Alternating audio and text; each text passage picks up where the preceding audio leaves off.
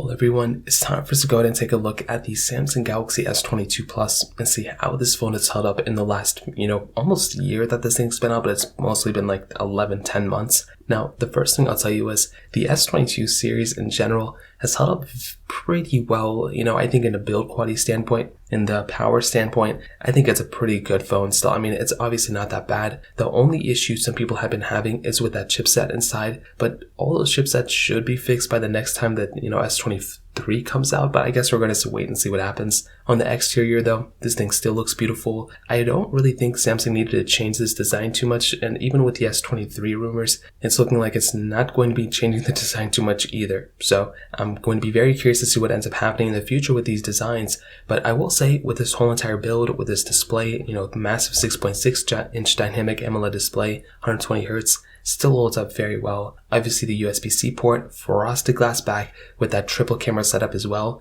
I mean, this thing has a ton of features built in and it looks beautiful still. Now, some of the improvements that have happened in the last few months of this thing, since it officially came out, is the official One UI 5 update, which I didn't install on this device, but I did install on my Galaxy S22. And it has been a pretty solid device in terms of that, in terms of the features it's been brought, and I guess the best way to describe it, as well as a few other things down the road.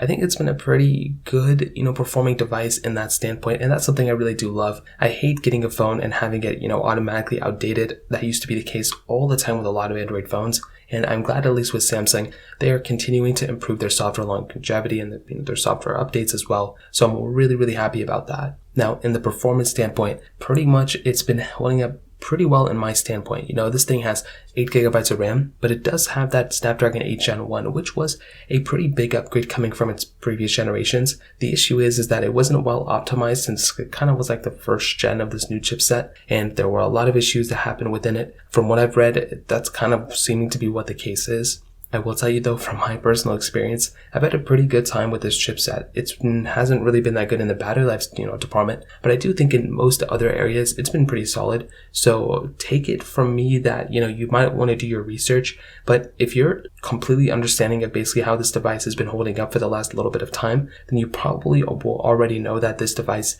battery life wise, has held up very, very well. I mean, the battery life of this phone has been great from what I'm hearing as well as what I tested.